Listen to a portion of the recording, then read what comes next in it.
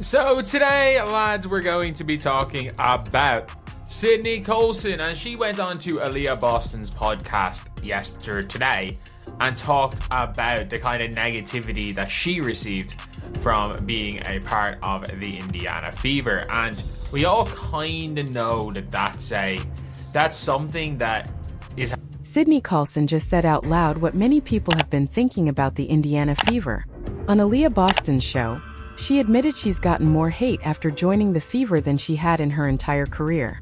She said the backlash started simply because she signed with Indiana.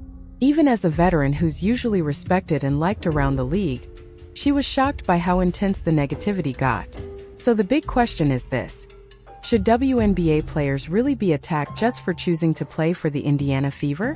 Whether I'm playing, we want things to look like what we want them to look like.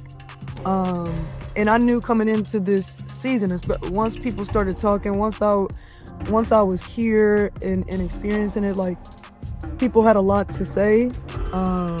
There was a lot of negativity. Colson's appearance on Aaliyah Boston's podcast likely made the league uncomfortable because it exposed something many people avoid talking about. She didn't soften it or dance around it. She flat out said that for the first time in her career, people were openly hating her, and it was only because she joined the Fever. That's a huge statement, and it matches what Fever players have dealt with all season, even if most haven't wanted to speak on it publicly. Colson said she expected attention would come with joining Indiana, but she wasn't prepared for the level of anger she actually faced. She explained that throughout her career, people generally liked her. She's known for being funny and easy to get along with. Even when some people didn't love her jokes, it was just personal taste, not real dislike. But once she became a Fever player, that changed fast. Suddenly she was getting hit with waves of criticism from people who never had a problem with her before.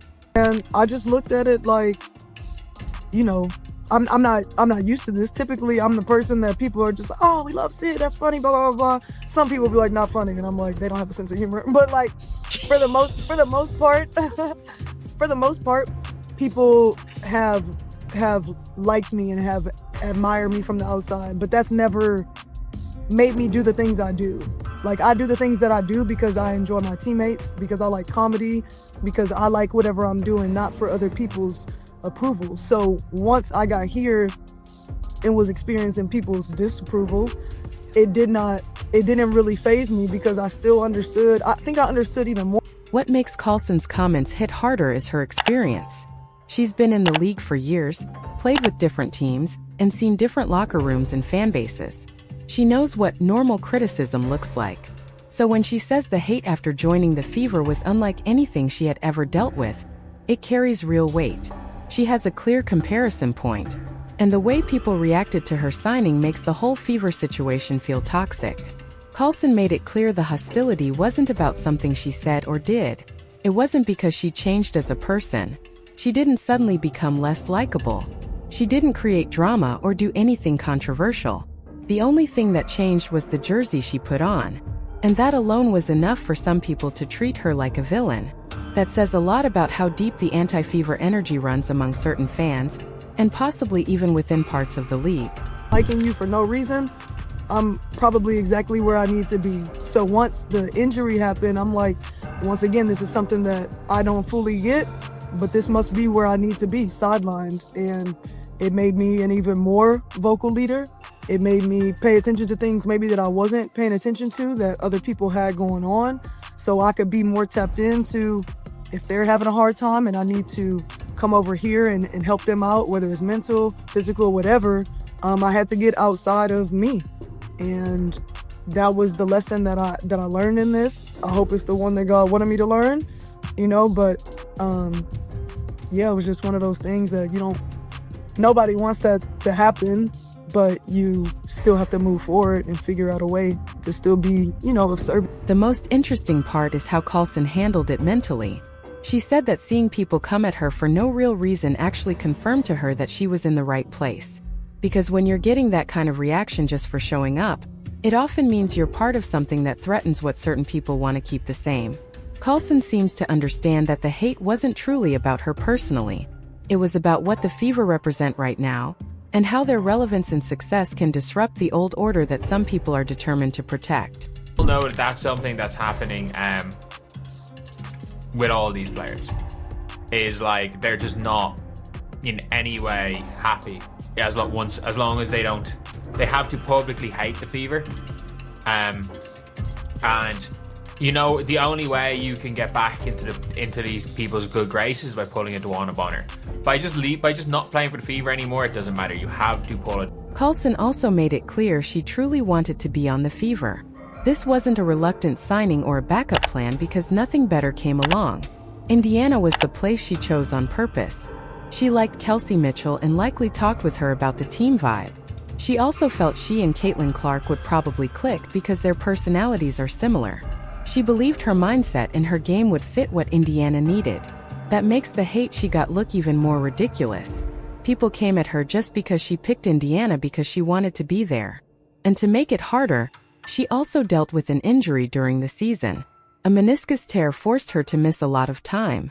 That's already frustrating when you've just joined a new team, and you're trying to settle in and prove yourself. But it's even worse when you're also getting slammed with hate you didn't earn from fans and possibly quiet dislike from opponents. Colson said the injury actually pushed her into more of a vocal leader role and helped her notice what her teammates were going through so she could support them better. That part matters because it suggests she saw that other Fever players were also dealing with pressure and negativity that outsiders might not notice. She positioned herself as someone who could help the team mentally and emotionally during a rough stretch. That's veteran leadership, and Indiana needed that. But it also shows Colson wasn't the only one catching the toxic energy. More than one player felt it, and they needed help handling it. The fact that Colson was willing to say out loud that she was hated for no real reason is important. Most players avoid saying it that directly. They might admit there's some noise, but they soften it or explain it away. Colson didn't. She said it clearly. Because she joined the Fever, people hated her. Period. That honesty matters because it backs up what Fever fans have said all season. The way Fever players and fans get treated doesn't feel normal. It's not just normal sports rivalry. Feels personal and ugly. What's also interesting is how people compare this to the talk around Duana Bonner. When Bonner was no longer connected to Indiana, the hate toward her seemed to fade fast. Once the Fever link was gone, she was welcomed back by the wider WNBA crowd. That pattern suggests the hate isn't really about the individual player or what they did. It's about the Fever as a team, and especially about being connected to Caitlin Clark. When someone joins Indiana, that connection becomes a label, and suddenly they're a target for anger that has nothing to do with them personally. That puts Fever players in a no-win situation. If they play well, people say they're only winning because of favoritism or because they're riding Clark's fame. If they struggle, they get mocked as dead weight who can't keep up. If they support Clark and talk positively about the team, they get accused of being fake or chasing clout. If they stay quiet, they get accused of being jealous or not supportive. The hate isn't logical, so there's no way to satisfy it. Colson's comments also show how Indiana has become the most polarizing team the WNBA has ever seen. No team gets this much love and this much hate at the same time. Big-name teams in other sports have always worked like this. Your fans love you and everyone else roots against you. If you play for teams like the Lakers, Yankees, or Cowboys, everything gets louder. Every mistake becomes a headline. Every win gets downplayed or blamed on advantages instead of talent. That's what happens when your team matters more in the public eye. The difference here is that in those leagues, players usually know what they're signing up for when they join those brands. They understand the spotlight, the pressure, and the hate that comes with it. But in the WNBA, the level of attention and hostility around Indiana is something the league has never had before. So players joining in 2024 and 2025 may not have fully understood what it would turn into, because it wasn't predictable before Clark arrived. Her presence completely changed what it means to wear an Indiana jersey. Colson's comments also highlight a toxic side of WNBA fan culture that can hurt the league's growth. If players can't sign with certain teams without getting attacked for no real reason, leadership needs to take it seriously. The WNBA should be proud that one team has become so important that it draws huge attention. But instead of building around a team and player that are pulling more eyes to the sport, some fans seem to want the league to stay small and niche. It's especially messed up that Colson said she saw straight-up insults and personal attacks aimed at her just for joining Indiana. That goes past normal basketball debate. That kind of behavior pushes people away. It makes the league feel petty and closed off instead of exciting and welcoming. And the fact that league leaders haven't strongly addressed it doesn't look good. Another example of how irrational the anti-fever energy has become is the fact that Lexi Hull also gets hate. Hull is known as a hard worker who stays in her role. She's not out here starting drama. But just being on the roster and being close with Clark makes her a target. That's insane. Role players on teams with star athletes shouldn't be attacked just because they're near a celebrity. But right now in the WNBA, being tied to Indiana and Clark makes you a magnet for hate. Colson's mindset is one of the healthiest ways to deal with unreasonable negativity. She said she does what she does because she cares about her teammates, not because she needs approval from strangers. People who hate you for no reason shouldn't control your choices or your happiness.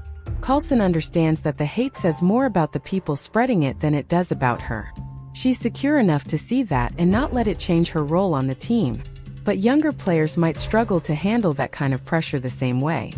And based on how the season played out, it's true that some teams underestimated the fever and paid for it. A lot of people bought into the idea that Indiana was just Clark and a bunch of weak role players. Some opponents clearly showed up expecting an easy win.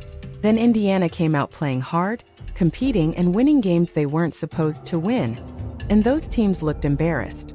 That disrespect turned into losses for teams that didn't prepare or didn't take them seriously. The pattern became even clearer when Clark missed time with injury. Teams that came in focused and played seriously handled business. But teams that assumed no Clark means easy win sometimes still lost, because the rest of the Fever were better than the narrative claimed. That proves Indiana was never a one-player team. But once a story gets set, people cling to it, even when the results don't match. On social media, it's honestly smarter for players to use the following tab instead of the For You page, especially right after games. Pro athletes shouldn't be feeding themselves random hate online. The algorithm rewards engagement, and the easiest way to get engagement is to push the most angry negative takes because people react to them. Switching to following helps because you only see content from accounts you chose, and you can shape that feed to be more supportive instead of harmful.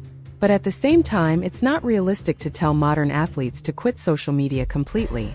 Social platforms are a key part of their personal brand, and their value to sponsors is often tied to their reach and engagement. They're expected to connect with fans and promote endorsements online. For more real-time updates on WNBA storylines and league moves, like and subscribe.